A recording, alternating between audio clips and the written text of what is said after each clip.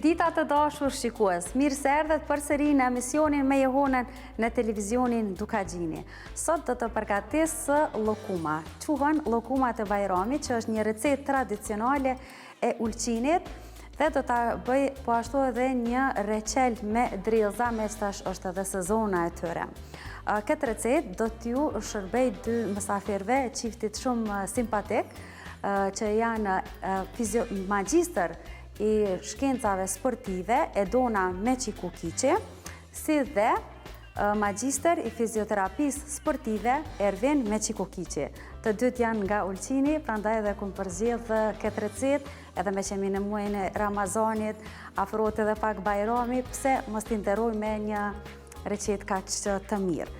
Përbërësit kryesor për llokumat janë 2 vezë, 250 ml qumsh dhe 500 gram miell. Vaji na duhet për përgim, një shestja për t'i hapur petët. Ndërsa për reçelin ka 500 gram drillza, 100 gram sheqer dhe një lugë gjelle lëng të limonit. Pas recetës vjen intervista dhe në fund e kemi sekrete gatimi ku do të flas pak më shumë për drillzat. Po filloj me njëherë me përgatitjen. Fillimisht po e bëj gati reçelin, sepse i duhet pak kohë që të zihet, po filloj përgatitjen e drillzave. Tash është sezona e tyre, zakonisht i gjejmë në pranverë edhe verë.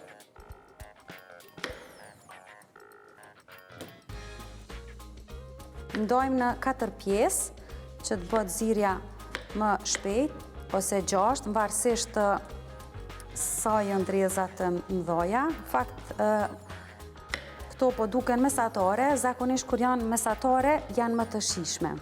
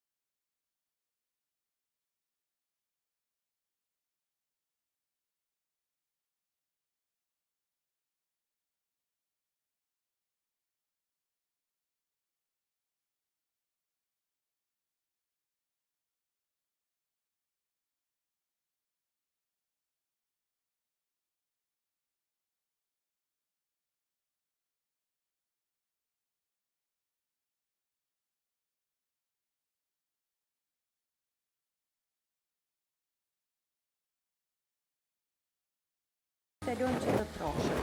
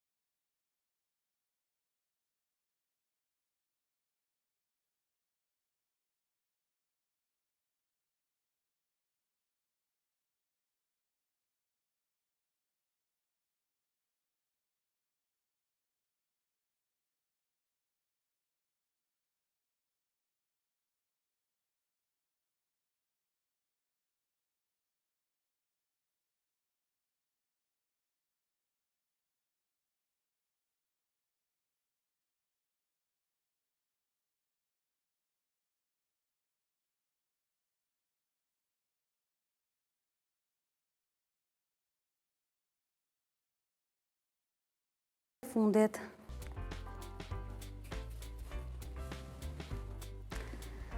Tash po e marr hollusen edhe po I hapim.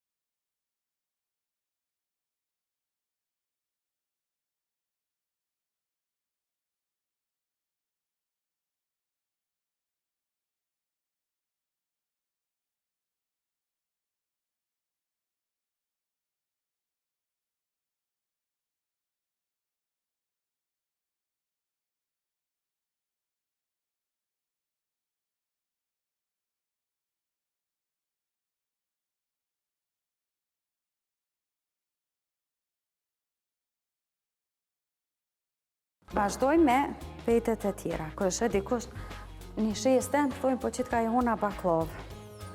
Vazhdojmë me petet e tjera. Ne zakonisht në Kosovë si pitet edhe këto brumrat, nuk e përdorim shumë një shesten, po vetëm në ëmbëlsira, në pete baklavës, ka zona e Shqipërisë.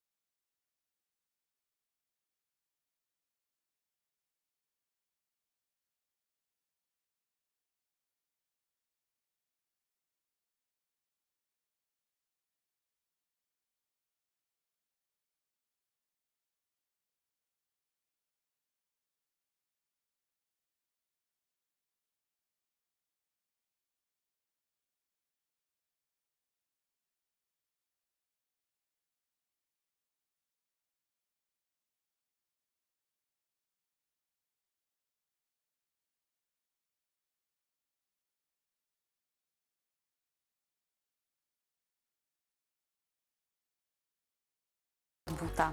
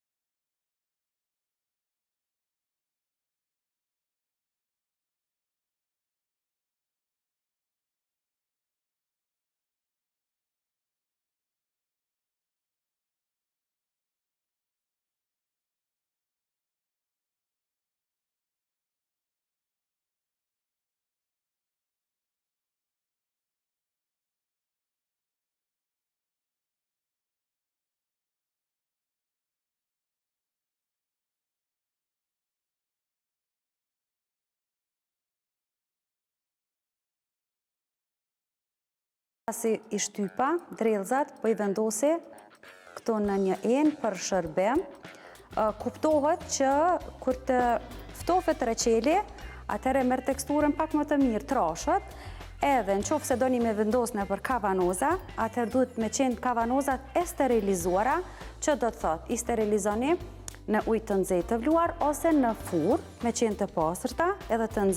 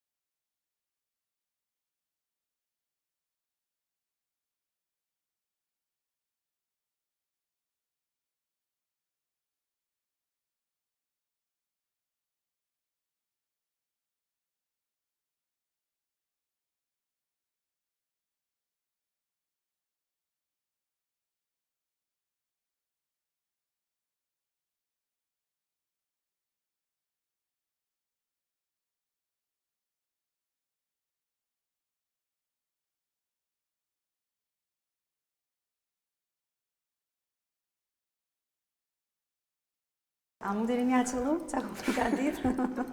Në pëlqen keni shumë receta tradicionale dhe shumë të mira. I kumë bëllu me folje me qëndrit minuta. Që kumë përgatit llokumat e Bajramit. A më në dhe ofër tash. Keni një recetë është e veçantë, por shërbimin e kumë bo pak më ndryshe. Këto gjitho recetë tradicionale mundona me I modernizu. Edona ti magjister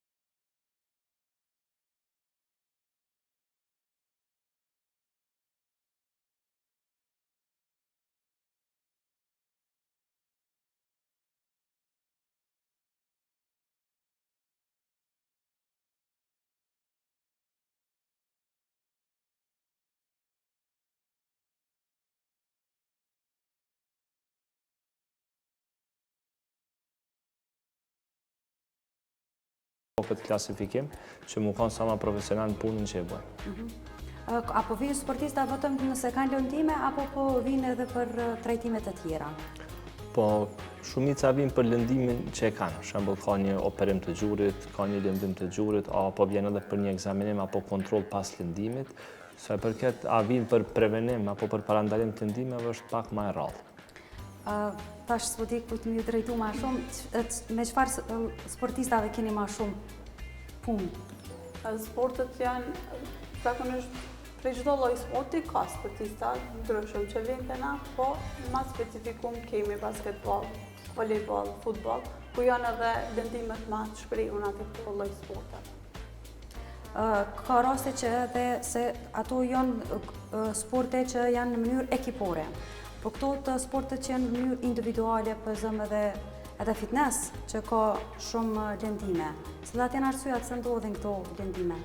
Po, më e para mundët mu kanë jo vetësimi aq shumë për me përdor një pajisje në palestër apo në fitness. E dyta mundët me shty faktorin që ushqyeshmëria është shumë e dobët. Që me thonë ti nuk ke ushqy këto 2-3 ditë, kime shku në fitness, kime bo një trening me një intensitet të ranë, faktorit për me ekspozu lëndimit është shumë i madhë. Dhe e treta që a i kisha ndonë, ndoshta jo nxemja apo jo ngrohja adekuate para se mi përdor pajisjet apo makinat e fitnessit. Ti një ori goqa shumë e konvrejt edhe si pas postimeve dhe saj përket fitnessit. Po.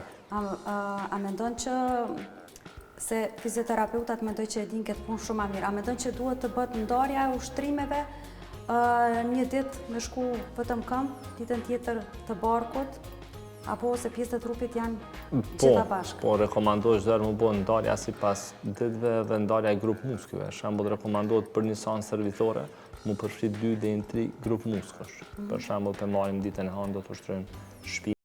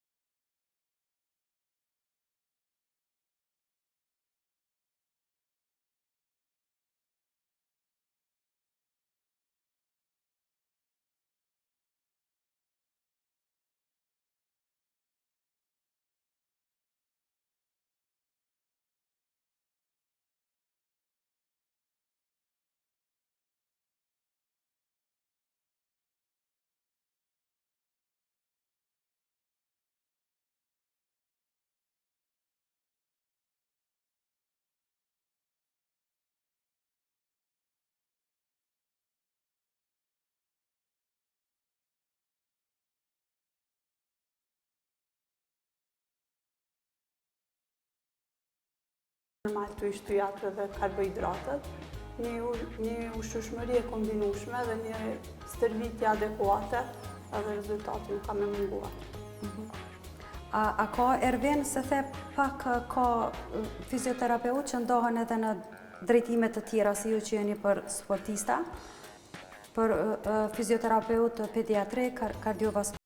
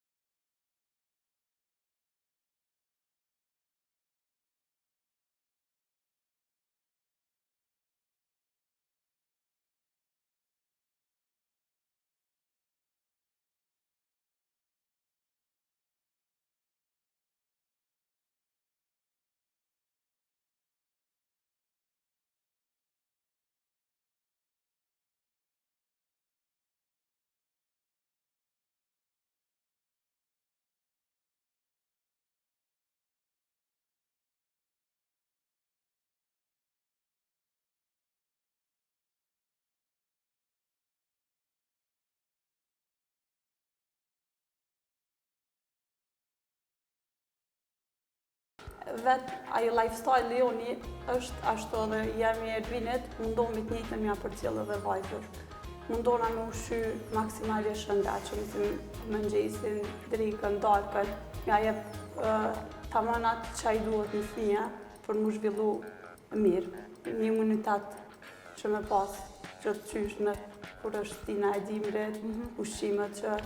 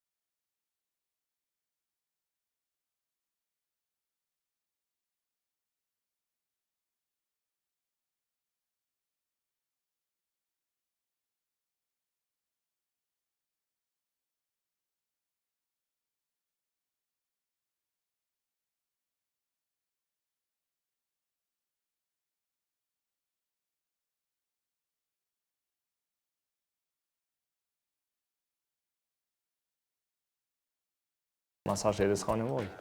Kështu që është një gabim mes masazherit dhe fizioterapeutit. Po, prandaj bona këtë pyetje se shumica Do të me pas dallim, atë nuk është tena me shku mundgjesh, atë nuk ka të bëj. Po. Absolutisht. Jo, ditën e punës e keni të ndame në 2 pjesë. Para dite jeni në... Jemi në ordinancë, nërsa në pjesën e pasditës jemi në fitness. Ku mundën mi u gjetë shikuesit që po na ndjekin që... Në të 2 pjesë. Në të 2 pjesë. I keni në një vend apo të ndora vend? Jo, mundëve me thonë që 90% kontaktet që ka vinë prej ordinancës. Ordinancës. Diçka për fond që ofse keni me shtu, sa i përket... Unë jo. falenderoj mas pare për ushqimin. Na ke rikëthy në Ulqen, në mes Prishtinës. Kështu që ty të dëshirojnë suksese. Faleminderit. Gjithashtu edhe njëjtë suksese për emisionin. Edhe faleminderit për ushqimin. Ishte kënaqësi me ju pas musafir, edhe juve ju uroj suksese dhe gjithë të mira. Të fola kur shkoni në Ulqen. Faleminderit. Faleminderit.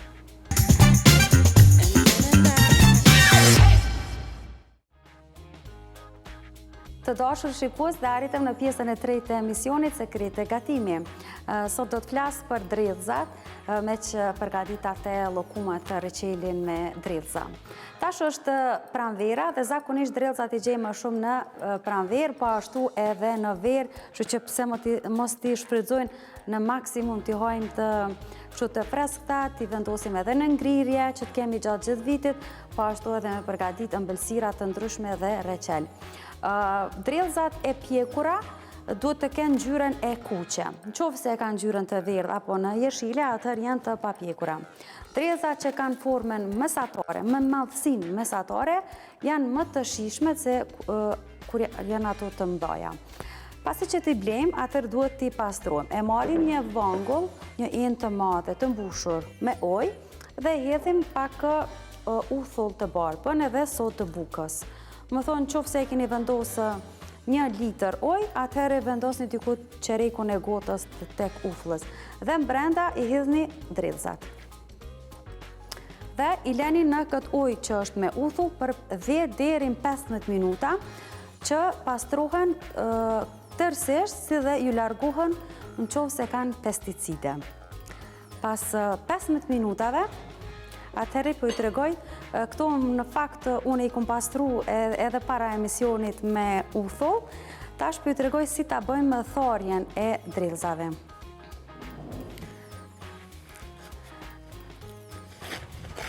Dredhzat mund t'i thoni edhe pa salveta kuzhine, më thonë mundeni edhe me peceta të kuzhinës, e vendosni në tavolinë, nëse keni sasi më të madhe, edhe këto janë më të trasha se këto një përdorimshe. I kulloni. Kur i kulloni, i pastroni edhe një herë me ujë të rrjedhshëm që mos t'ju mbetet uthulla, mos të mbetet shija e uthullës në dredhza. Dhe tash tharjen e bëjmë në salveta kuzhine. Tash dredhzat janë shumë të ndjeshme, janë delikate, nuk mundem me i shtyp me peceta që të thohen si për shembull me krahasu me trangujt ose me domatet, por i lën në këtë mënyrë që të thahen. Momentin që thohen, pastaj është si ta bëjmë ruajtjen e drellzave që të qëndrojnë sa ma gjatë në frigorifer. Ruajtja bëhet në frigorifer. Ekzistojnë dy mënyra që varësisht prej eneve që i keni në shtëpitë juaja.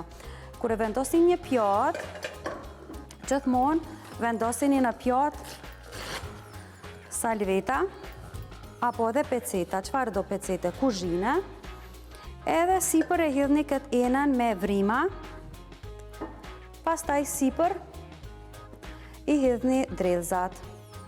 Është fjala pasi që të thohen komplet.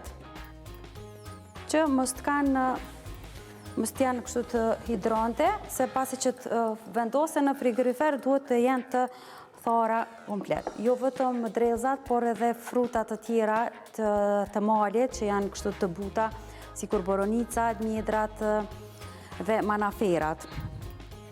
Edhe ruajtja tjetër, kjo zakonisht kur keni me shumicë, ruajtja tjetër mundeni edhe këtë mënyrë unë e improvizova, se ka edhe, nëse shkoni edhe në Kojnë Kaza këto enë, po i kanë edhe ato enët që janë të sallatave, që janë me dy pjesë, edhe kjo pjesa tjetër me vrima.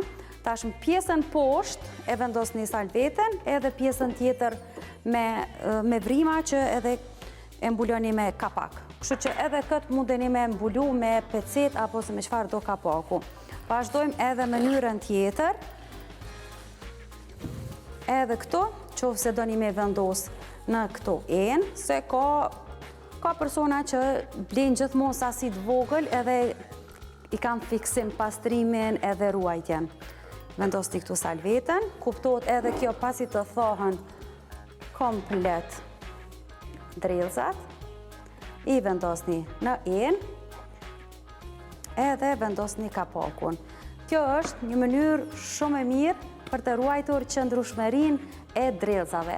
Uroj që t'i përdorni sa më shumë drellzat, t'i thash që t'i përdorni sallata në ëmbëlsira dhe kanë shumë vitamin C dhe janë një pastrues i shkëlqyeshëm i organizmit e sidomos edhe i dhëmbëve.